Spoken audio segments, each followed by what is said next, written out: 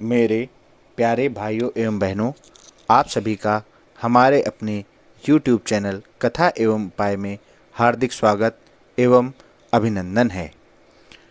आज हम आप सभी के लिए लाए हैं अश्विन मास शुक्ल पक्ष की पापांकुशा एकादशी का महात्म्य क्या है।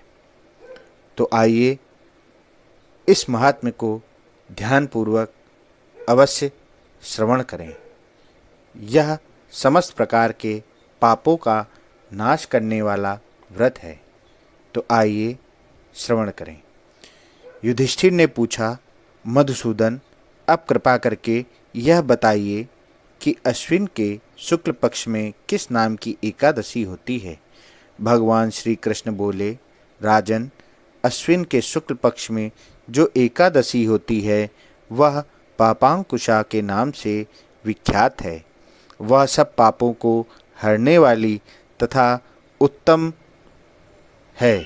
उस दिन संपूर्ण मनोरथ की प्राप्ति के लिए मनुष्यों को स्वर्ग और मोक्ष प्रदान करने वाले पद्मनाभ संज्ञक मुझ वासुदेव का पूजन करना चाहिए। जितेंद्री मुनि चिरकाल तक कठोर तपस्या करके जिस फल को प्राप्त करता है वह उस दिन भगवान गरुण ध्वज को प्रणाम करने से ही मिल जाता है। पृथ्वी पर जितने तीर्थ और पवित्र देवालय हैं उन सबके सेवन का फल भगवान विष्णु के नाम कीर्तन मात्र से मनुष्य प्राप्त कर लेता है। जो सारंग धनुष धारण करने वाले सर्वव्यापक भगवान जनार्दन की शरण में जाते हैं उन्हें कभी यमलोक की यातना नहीं भोगनी पड़ती है। यदि अन्य कार्य के प्रसंग से भी मनुष्य एकमात्र एकादशी को उपवास कर ले तो उसे कभी यम यातना नहीं प्राप्त होती है। जो पुरुष विष्णु भक्त होकर भगवान शिव की निंदा करता है वह भगवान विष्णु के लोक में स्थान नहीं पाता है, उसे निश्चय ही नरक में गिरना पड़ता है। इसी प्रकार यदि कोई शैव या पाशुपत होकर भगवान विष्णु की निंदा करता है तो वह घोर रौरव नरक में डालकर तब तक पकाया जाता है जब तक कि 14 इंद्रों की आयु पूरी नहीं हो जाती। यह एकादशी स्वर्ग और मोक्ष प्रदान करने वाली, शरीर को निरोग बनाने वाली तथा सुंदर स्त्री धन एवं मित्र देने वाली है। राजन, एकादशी को दिन में उपवास और रात्रि में जागरण करने से अनायास ही विष्णु धाम की प्राप्त हो जाती है।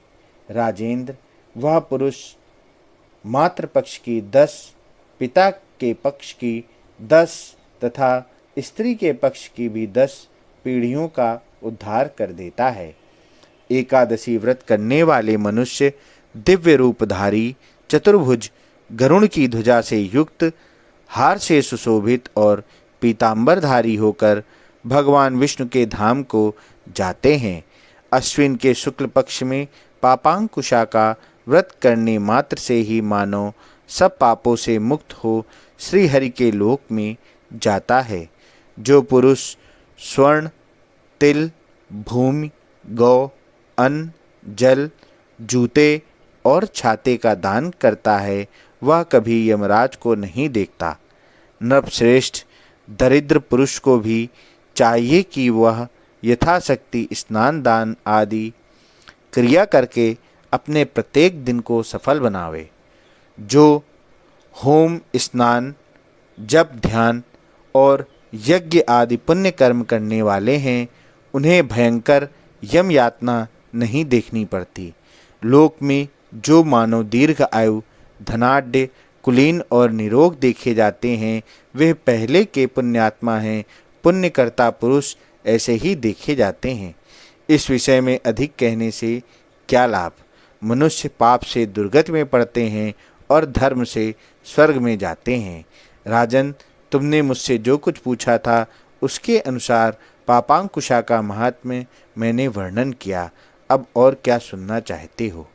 तो यह थी इस प्रकार पापांकुशा एकादशी का महात्म्य। एवं कथा। तो आप सभी से हमारा अनुरोध है कि इस कथा का अवश्य श्रवण करें और हो सके तो आज के दिन एकादशी का व्रत अवश्य धारण करें। इससे आपको ही नहीं, आपकी कई पीढ़ियों को भी लाभ मिल जाएगा।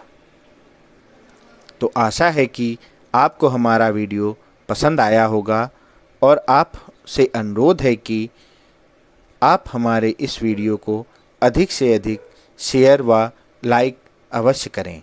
धन्यवाद। राधे राधे। जय श्री कृष्ण।